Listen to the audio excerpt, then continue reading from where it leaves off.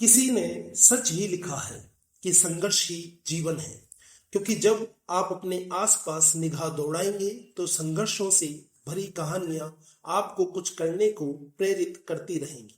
आज एक ऐसे शख्स की कहानी आपको बताते हैं जिसने खिलौनों से खेलने की उम्र में सुबह 4 बजे उठकर अखबार बेचा, लेकिन पढ़ाई नहीं छोड़ी और आगे चलकर यही बच्चा देश का जाना माना वैज्ञानिक बना और बाद में देश का राष्ट्रपति भी बना।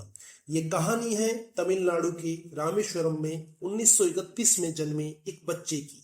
बच्चे ने अपना बचपन बेहद गरीबी में बिताया। पिता मामूली मछुआरे थे।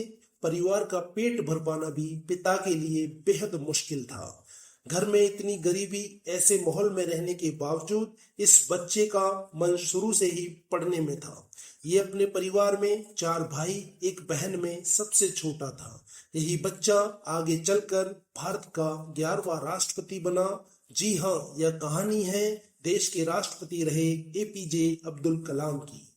पढ़ाई का ख्वाब आंखों में सजाए नहना सा एक बच्चा, जिसे बचपन में खेल खिलौनों की उम्र में पढ़ाई का खर्च निकालने के लिए अखबार बेचना पड़ा। 8 साल का बच्चा सुबह 4 बजे उठता, रोजाना के काम के बाद मैथ्स पढ़ने जाता, ट्यूशन से लौटकर रामेश्वरम रेलवे स्टेशन और बस स्टैंड पर रोज अखबार बेचता।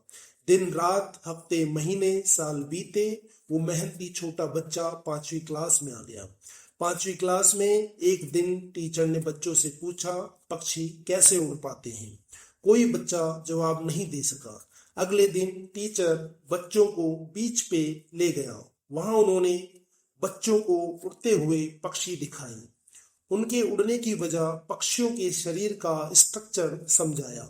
सब बच्चे तो टीचर की बात को ध्यान से सुन रहे थे, लेकिन ये बच्चा मन ही मन कुछ कर गुजरने का ख्वाब बुन रहा था।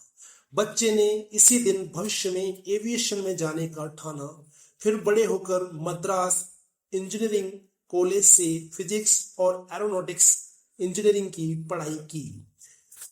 बेहद मुफलिसी में पला ये बच्चा सादे सरल स्वभाव को धारण किए हुए भारत के पूर्व राष्ट्रपति और जाने माने वैज्ञानिक के रूप में प्रसिद्ध हुआ। लगभग 4 दशकों तक वैज्ञानिक और विज्ञान के प्रशासक के रूप में अनुसंधान और विकास संगठन डीआरडीओ और भारतीय अंतरिक्ष अनुसंधान संगठन इसरो की देखभाल की। बैलिस्टिक मिसाइलों और व्हीकल टेक्नोलॉजी के विकास के लिए भारत में मिसाइल मैन की उपाधि से सम्मानित हुआ।